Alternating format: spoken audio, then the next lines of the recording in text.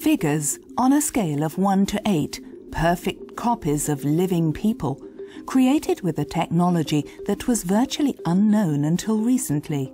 They've been produced on a 3D printer.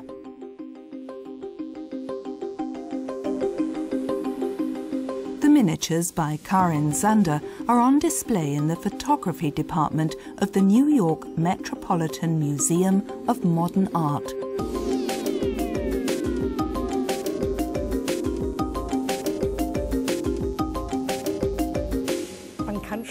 We can certainly talk about three-dimensional photography.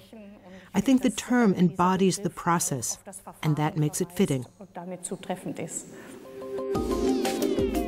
Early works from the 90s with less detailed layers, but it's unmistakable.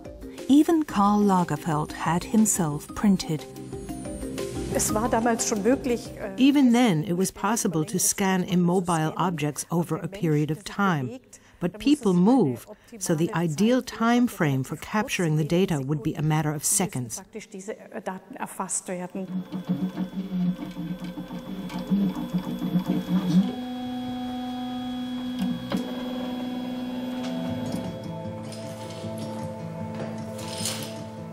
Together with printer manufacturers, the artist has developed techniques that allow her to print ever more detailed figures. She's scanning a young woman for her latest project. It takes next to no time. The scanner doesn't just capture the shape of the woman with the bag, it also uses a special white light to register the colors. And it turns the data into a digital model.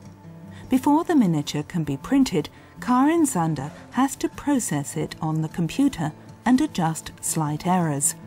Then the program divides the figure into layers that a 3D printer can deal with. One layer at a time, the computer model is turned back into a three-dimensional object. To do this, the printer sprays a binding agent into loose plastic powder. Right in the spot where the figure is to be formed, the powder sticks and the miniature is built up. Freed from the excess powder, the woman emerges in exactly the pose she adopted when she was scanned.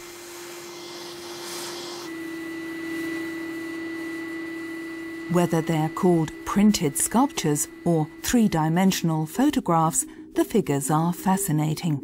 So much so that several companies have been set up in recent months where anyone can have a figure of themselves created.